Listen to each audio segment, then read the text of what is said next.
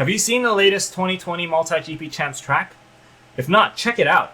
I think this is one of the more exciting tracks to come out in recent times. Even though it uses the same elements that we're so used to, they combine it in novel ways that makes this a pretty challenging track in my opinion, and there are certain parts that makes it particularly exciting. If you're new to racing, that's okay. Watch this and then make sure to check out the stream tomorrow from Multigp to watch the pros go at it. So, in this video from Drone Racing Academy, I'm going to show you 1. What makes this track so fun and challenging. 2. The specific parts of the track that you should pay attention to tomorrow when the pros are going at it. 3. In the past couple of weeks, people have been asking me, hey, how do you think about a track when you see it for the first time? So I'm going to take this chance to show you a walkthrough of the Multigp Champs track on how to think about lines, how to chain elements together, what direction to take certain of these elements, and also how wide to take the turns so you can chain them all together into a nice, flowy racing line. So without further ado, let's dive right into it.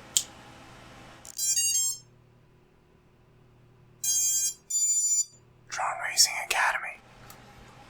So, you can find a Champs track in Velocidrone, and as usual, whenever you start a new track, I either start with a spec quad or I just fly it really slowly. And the Velocidrone's flying spec quad is a really good way to start learning the track. So you select the spec quad and you search for Multigp. It should come up 2020 Multigp Champs, and that's the track we're looking for.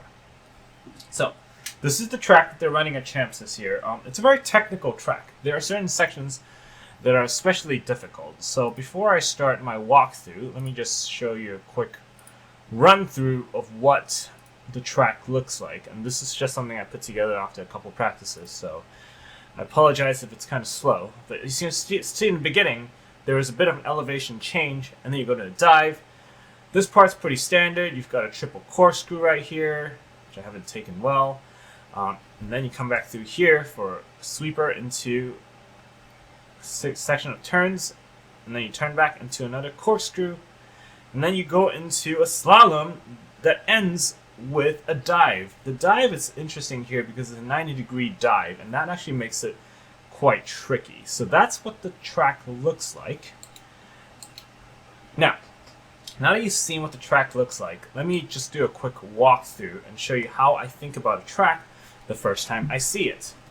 I'm not going to be taking this quickly so that you can kind of follow along. Right? So remember, the first part of the track that I talked about is this section right here. Notice how that there's an elevation change and there's a slight left and a right here, which is what makes it very tricky to take at speed, right? Taking it slowly is easy, but taking it fast is actually quite challenging, and I would think that that's what's going to separate some of the top tier pilots from the middle section right here.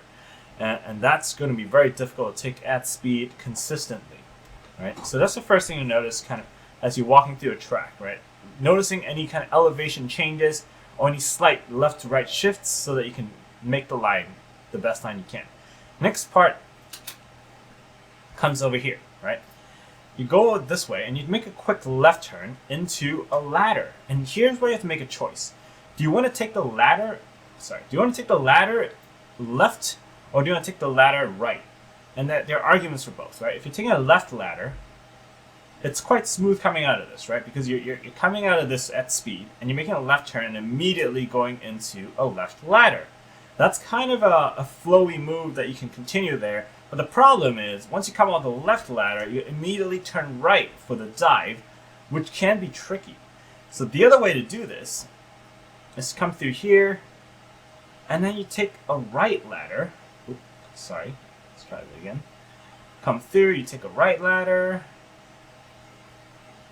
and that makes it a lot easier to go into the dive, right? It's a much smoother motion. So the question is, do I take a left or a right? I think it's a judgment call here. But the one thing I will point out is that you're going to be coming through this section at speed, right? As you go up and down, you're going to be hitting this at speed. So this left turn is going to be quite tough to make tightly. And if you're making it tight, the more natural way is to continue the left turn and then making this a right turn into the dive, right? Because this is the high speed section. You want to continue to flow from the high speed section into the next move, And the ladder, by nature, is a pretty controlled section because you're going somewhat slower. So even though you're going from left to right over here, it's not as difficult as it would be for you to do this at speed where you're turning left and immediately right on the ladder and going through here. So that's the reason why I chose to do a left ladder here. And this is, I think, a judgment call, and we'll see what the pros end up choosing. But that's how I have thought about this section of the track. And the next part here is just a straight slalom into a standard left corkscrew. So nothing particularly exciting here. It's just a standard corkscrew section. The key is just to make it really nice and tight as you come through here. There's a very short distance into the corkscrew, so you really have to kind of prepare yourself for it. But once you're out of that, then you can come to this section here, which is a wide sweeper. Now the question here is, do you want to take the sweeper as tight as possible, where you're doing this, or do you want to swing it a little wider to give yourself more room? Alright, so if you swing wider here, and you're coming in more perpendicular, this turn becomes a little easier for you, right? And it flows a little better. So I think, for me, at least, I would probably prefer to swing a little wider here, just so I can take this really tight, and keep this section really, really nice and tight. Whereas the other way to do this is to take a very tight line, and this becomes a tougher turn to do. So the other good thing is, in the wide section, you're going really fast. You're basically full throttle through here, so like the slightly longer path wouldn't take that much more time. Whereas this switchback section, if you take it nice and tight, can really differentiate you.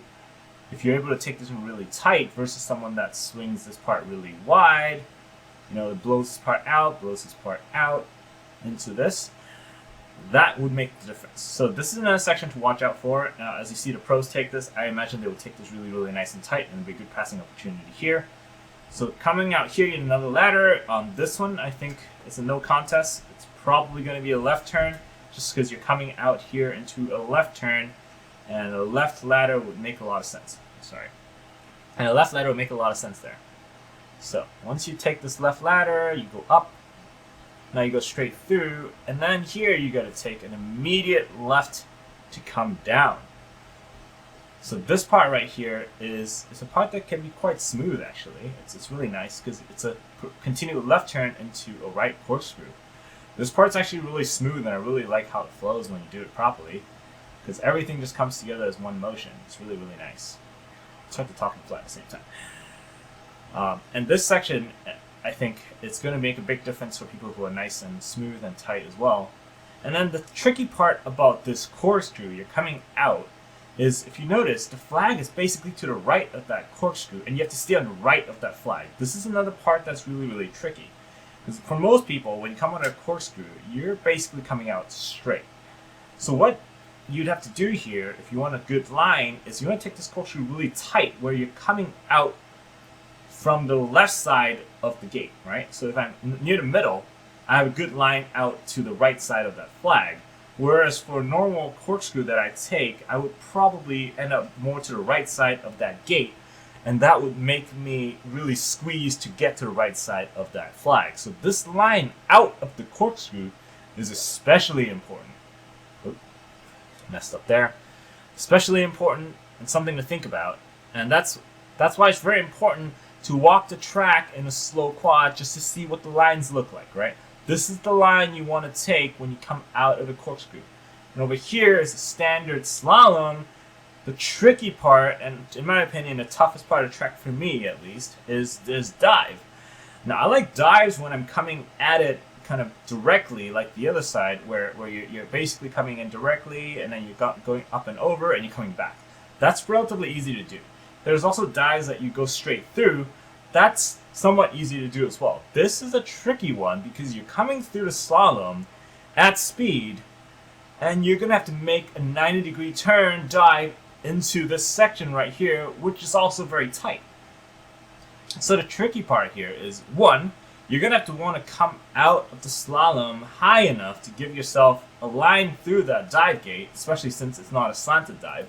You really got to have a bit of elevation there. So coming out of slalom, you got to have the right level of elevation. If you come out of slalom like this, yeah, you're basically screwed. You're going to pop up and come back down, it's going to take a lot of time. So you're going to think ahead. So slalom, you want to go a little higher. And what you're going to do is basically do a sideways air brake is kind of how I've done it so far. I'm curious to see how the pros will do it. To kind of dive through that dive gate. But even still, it's still a pretty tough dive, right? Like you see, there's not much room there. And if you're going at speed out of the slalom, that's a really tough gate to hit. And the trickier part too, coming out of the dive, is that you have a gate immediately following it in very, very tight formation, 2 gates, which means you have to come out of the dive perfectly straight. If you come out of the dive even a little sideways, look at this, I am done, right? Like that lap is done. So this is why, in my opinion, this is the toughest part of the track, and it comes right at the end. You have to hit the dive just right and continue into the ladder. So this is the part that I think would take a lot of practice, and it's really going to separate the really, really good guys from, the middle of the pack guys. Right, so this is another part to watch out for when you're watching the stream tomorrow. Very exciting section to see how the pros will do it quickly. And for the last ladder, it's probably going to be a left turn ladder, just because the gate afterwards is on the left side. Now, coming to the start gate. Most people want to kind of make a beeline straight for the start gate, just because they want to get as fast as time as possible. The tricky part, though, is if you take too straight of a line, notice how the next elevated section becomes a little harder to line up. And if you go too fast and you're not coming to the right angle, you're not going to be set up to dive back into the next one. Right? So this section right here, you've got to find the right line for yourself where you have enough time to line yourself up for the next gate. See how I'm lined up for this gate already? That's probably how I want to take it. Because if you're not lined up and you haven't make adjustments while you're headed towards the raised gate, you're not going to have enough time to dive back for this one. Especially when you're going at speed. And this is why I think this section right here, all the way to the start gates through here, are probably the toughest parts of this track. Especially because you're going to be seeing the pros take this at speed. It's going to be very exciting to watch. Now, as a recap, this section right here with the raised and slightly to the left offset is tough. And then here you have a pretty standard dive, which I think is not too hard because you're coming out of the ladder and you can basically take this almost like a corkscrew. Right? You're taking this basically like a corkscrew, and oop, I messed it up. But yeah, so you're coming out of that, and here this corkscrew section is basically standard. Then you're coming through the sweeper. The sweeper into the switchback section is going to be interesting as well. It's not super hard, but the really fast guys can make it really tight, and that's a very good passing opportunity there. And then into the corkscrew here. And once again here, coming out, this is super critical that you're coming out at the right angle so that you can hit these slalom gates. And then onto the dive of doom, as I'm calling it. So that's how I learn a track. When I first start, I'm always kind of going through it, identifying each of these elements that I've seen, and by now you should know most of these elements. You've got the ladders, you've got the corkscrews, you've got the dives. Most tracks are made up of a combination of those, right? And for the most part, you can kind of take them like how you always do. But you always have to keep in mind what the next section is. So for example, this part right here, out of the corkscrew, you have to be prepared to head right. So these are complications that would change things. And this dive gate especially, the way it's positioned, it's super close to the slalom, it's super close to the next gate, it's in a 90-degree offset. All of that makes this much, much more challenging, which is why I think this year's Champs is going to be super fun to watch. It's a very challenging track, and I'm very excited to see how the pros are going to be handling this. And while they're out there banging it out on a real track, I'm just going to be here practicing on Velocidrone. So if one of you wants to join me online, feel free to hit me up on the comments section. I'm probably going to be found in the multiplayer section as well, just grinding out lap times and practicing this track because I think it's a lot of fun. And it's got a combination of right corkscrews, right ladders, left ladders, and all that, just to make sure you're balanced on both sides, right? And for me especially, my left corkscrew is much worse than my right corkscrew, as you can just see. So this is a great track for me to practice on. So with that in mind, that's how I think about a track. As a recap, go slowly, Identify the elements. Once you've identified the elements, take a look at the next elements following it to make sure that you've got a good line towards the next element. And then it's just a matter of putting it all together and finding the best possible line to set yourself up. Not only for the fastest time, but also for consistency, because you're not going to win a race if you're going to crash out in the middle of it, right? Sometimes the best line is like a nice edge through a gate where you've got a tiny, tiny gap, and it looks amazing, but if you can only make that 1 out of 10 times, that's not going to work. Find the best line for you, practice, and just keep iterating until you find a line that gives you the best time. And that's how I think about a track. So I hope to see you out there grinding this track, because I think it's a lot of fun. Please feel free to leave some comments in the comments section below if you think you have another line that makes this a lot better, or if you disagree with any of my lines. And also, please do subscribe for more content coming forward. I'm going to be doing a video on the ladder as well as dives, probably using this track coming up next, so that you can learn how to do this if you don't know how to do this already. Thanks so much. Stay safe. Happy flying.